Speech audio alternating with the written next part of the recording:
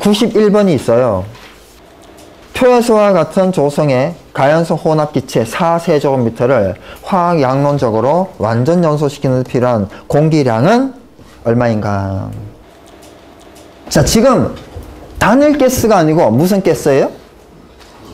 혼합가스예요. 그죠? CH4 메탄과 C3개 H8개인 프로판. 그죠? 자, 더하기 O2 더하기 O2. 그죠? 자, CO2 더하기 H2. CO2 더하기 H2. 1이니까 1 쓰고 4니까 2 썼어요.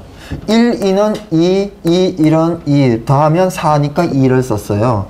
3, 3을 썼고 8이니까 4를 썼어요. 3, 2는 6, 4, 1은 4에서 더하니까 10이어서 5를 썼어요. 그죠? 좀 빨리 해봤어요. 왜 많이 했으니까. 그죠? 자, 지금 이거는 몇 몰일 때예요? 1몰일 때잖아요. 그죠? 몰비는 뭐와 같다? 부피비와 같다. 그죠? 부피비와 같다. 자, 표에 보니까 조성비가 어때요? 메탄 75%, 프로판 25%라고 했어요. 그죠? 1몰일 때 이런 값이에요. 그러면 0.75몰일 때는 얼마입니까?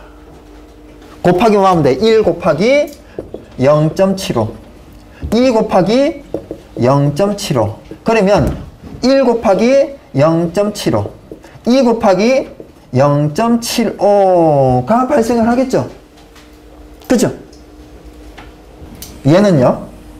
1 곱하기 0.25, 5 곱하기 0.25, 3 곱하기 0.25, 4 곱하기 0.25. 그죠? 전체에다가 결국은 0.25씩을, 위는 0.75씩을 다 곱해줬어요.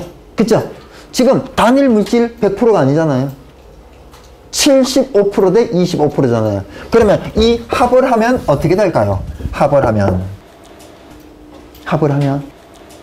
이렇게 되죠. 예, 0.75 CH4 더하기 0.25 C3개 H8개와 플러스 자, O2 얘는 두 가지 물질이잖아요. O2는 한 개잖아요. 그러면 이게 뭐예요? 2 곱하기 0.75, 5 곱하기 0.25. 즉 2 곱하기 0.75하고 5 곱하기 0.25를 어떻게 해? 더하면 되잖아요. 그럼 얼마예요? 더했더니 2.75잖아요. 2.75. 이거 더하면 2.75. 그래서 메탄 1몰, 산소 2몰인데요. 지금 뭐예요? 메탄 0.75와 프로판 0.25가 이 혼합가스가 연소하려면 산소가 몇 몰이 필요하냐? 2.75몰이 필요한 거예요. 그죠? 얼마 CO2, 얼마 H2O. 그죠? 구할 수 있는데 더하면 되잖아요. 이런 식으로. 근데 이 문제에서는 필요가 없어서요. 그래서 나중에 필요하면 계산기 이용해서 더하면 되겠죠? 네. 자, 뭘 물어요? 혼합기체 4세제곱미터를 화학 양론적으로 완전 연소시키는 데 필요한 공기량을 묻고 있어요. 공기량. 이게 0.75 더하기 0.25 하게 되면 얼마예요? 1몰이죠. 그죠? 이 두 개 더하면 1몰일 때 얼마예요? 2.75몰이에요. 그죠? 이게 뭐예요, 지금? 산소잖아요. 산소. 그럼 공기는 어떻게 돼요? 1몰일 때. 네? 2.75 나누기 0.21 하게 되면 이제는 몰이 되는데 얘는 O2고 얘는 에어가 되잖아요. 맞아요? 이것도 여러 번 해봤잖아요. 자, 지금 4세제곱미터일 때 산소를 묻는 게 아니에요. 공기는 얼마냐 이거 묻고. 자, 4세제곱미터일 때 산소가 아니고 공기는 얼마냐. 얼마 세제곱미터인가? 네. 비례식은 대각선 곱은 같다. 해서 네모를 구하면 답이에요. 왜 이렇게 몰하고 세제곱미터를 비례식을 쓸 수 있어요? 몰비와 부피비는 같기 때문에. 답이에요. 얼마 나와요? 예, 52.4 세제곱미터가 나온다고요. 자, 92번 쉽게 풀 수 있을 거고요. 93번도 쉽게 풀 수 있을 거고. 자, 여기에서는 이제 처음 나오는 게 있네요. 94번. 프로판의 최소 산소 농도. 미니멈 옥시전 콘센트레이션. 한 글자씩만 하면요. MOC죠. MOC는 얼마인가? 자, 밑에 보면 MOC는 뭐라고 되어 있어요? LFL 곱하기 몰 O2, 몰 연료라고 나와 있죠. 연료 1몰당의 산소 몰수 곱하기 하한. 연료 1몰당의 산소 몰은 메탄은 얼마예요? 2. 프로판은요? 5. 이게 연료 1몰당의 산소 몰이에요. 곱하기 뭐요? 하한. 그래서 얘는 2 곱하기 5% MOC예요. 얘는요 5 곱하기 프로판 2.2% 하게 되면 MOC라고요. 자, 여기는 뭘 물었죠? 프로판 물었잖아요. 그죠? 그래서 여기는 5몰 곱하기 2%. 왜 2% 했어요? 2.2 하지 않고? 단, 예? 프로판의 하한은 2로 계산하시오. 조건 때문에. 자, 95번입니다. 프로판과 공기의 혼합이 양론비어로 되어 있을 때 혼합 기체의 산소 지수는 얼마인가? 산소 지수는 그거예요. 전체 분의 산소가 몇 %인가? 전체 분의 산소는 몇 %인가? 지금 여기가 프로판이네요. 프로판이 마침 쓰여져 있으니까. 네. 지금 이 프로판을 봤을 때 전체 분의 성분 곱하기 100이라고 했는데, 그럼 전체는 뭐냐? 전체는 여기에서 1, 5 1 플러스 5가 전체냐? 아니에요. 나누기 0.2를 해야죠.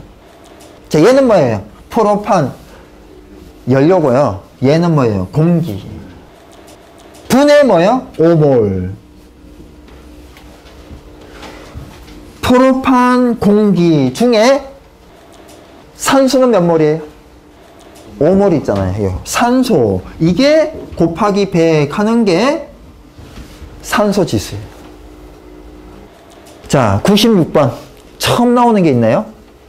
이렇게 문제를 통해서 알아가는 게 있어요. 있죠? 자, 96번 뭐예요?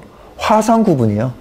이것도 시험에 이미 출제가 된 문제고요. 우리 관리사 1차 안전관리론에 또 나올 가능성이 있는 대표적인 문제 중 한 개죠. 우리가 소방을 왜 해요? 피해를 줄이려고. 어떤 피해를요? 이런 피해를 알아둬야 되겠죠. 자, 1도 화상, 홍반성 화상, 2도 화상, 수포성 화상, 3도 화상, 괴사성 화상, 4도 화상, 흑색 화상. 자, 1도 화상, 홍반성 화상이에요. 빨개진 겁니다. 물집은 없는 상태예요. 2번 수포성, 물집이 있는 상태예요. 우리가 잘 생각해보면요, 물집이 생겼어요. 물집이 없어졌어요. 피부가 원래대로 됐어요. 뭐가 남지 않고요? 흉이 남지 않고요. 3도 화상은요, 흉터가 남은 거예요. 피부 조직이 괴사, 죽은 거예요. 되살아나지 못한 겁니다. 4도 화상은요, 어디까지요? 피부가 아니에요. 피부 밑에 있는 피하 밑에 있는, 피하 밑에 있는 근육, 그리고요, 뼈까지 영향을 미친 이 4도죠. 자, 97번. 이것도 처음 나오는 거예요. 산소의 공기 중 확산 속도는, 자, 분자의 확산 속도는 무거우면 빠를까요? 가벼우면 빠를까요? 가벼울수록 빠르죠. 그러면 우리 분자는 가볍다 무겁다를 뭘로 따져요? 분자량으로 따지죠. 이 확산 속도와 분자량은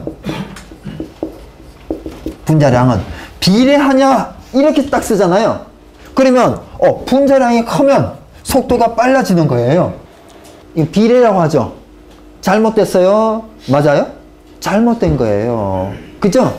네. 그러면 이거를 분의 1 이렇게 썼어요. 분의 1. 그러면 어떻게 돼요? 자, 분자량이 커졌어요. 그럼 속도는 어떻게 돼요? 작아지죠. 또 분자량이 작아지면 어떻게 돼요? 속도는 빨라지죠. 근데 이런 관계가 아니고요. 루트의 관계라고요. 루트 분자량 분의 1에 뭐는 비례한다고요? 확산 속도는 비례한다라는 걸 누가 발견해냈어요? 그레이엄이라는 사람이 발견했다고요. 네. 그래서 여기에서는 자, 수식으로 V는 뭐에 비례한다? 예, 루트 m분의 1 이렇게. 그죠? m이라고 썼잖아요. 자, 문제를 한번 보죠. 산소의 공기 중 확산 속도는 수소의 공기 중 확산 속도에 비해 몇 배 정도인가? 자, 수소의 분자량은 얼마예요? 루트 수소 2분의 1. 1대 1이라고 가정을 하자고요. 1이라고 가정을 해요.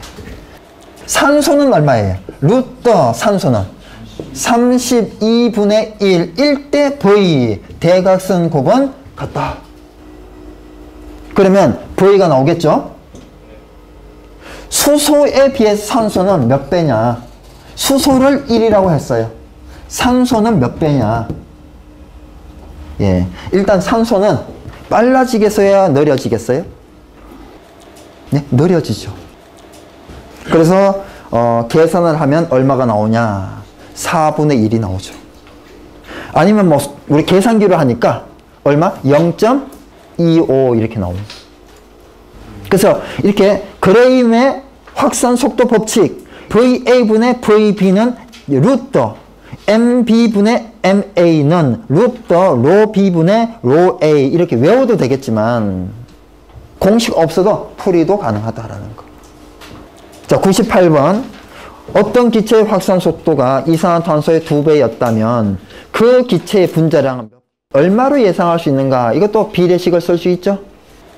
자, 이산화탄소의 2배예요. 그럼 이산화탄소를 1로 두면 되죠. 이산화탄소는 얼마예요? 44예요. 그죠? 44. 그죠? 얘가 몇 배가 됐대요? 2배가 됐대잖아요. 2배가. 그럴 때 얘는 얼마냐고요? M. 얘는 다 주어지고 분자량 구하는 거잖아요. 대각선 왔다. 그쵸? 자, 99번도 그레임의 확산 속도 법칙이 나오는데요. 그죠? 이런 문제가 다 풀릴 수가 있어요. 중요한 공식이고요. 자, 우리 어디에 없는데 있어요? 예, 교재 본문 내용에는 없는데 문제를 통해서 이렇게 알아갈 수 있는 것들이 있다는 얘기예요. 그래서 문제도 꼼꼼하게 한 번씩 보시고 처음 본 거는 또 숙지하시고 그죠? 이해하고 암기하고 그러면 될 것 같습니다. 네. 자, 넘어가죠. 진짜 어려운 문제들이 나오는데 다음 중 발화점이 가장 낮은 거, 다음 중 인하점이 가장 낮은 거, 다음 중 연소하한 값이 가장 낮은 거, 이거 어떻게 맞출 수 있냐는 얘기죠. 어려운 문제예요.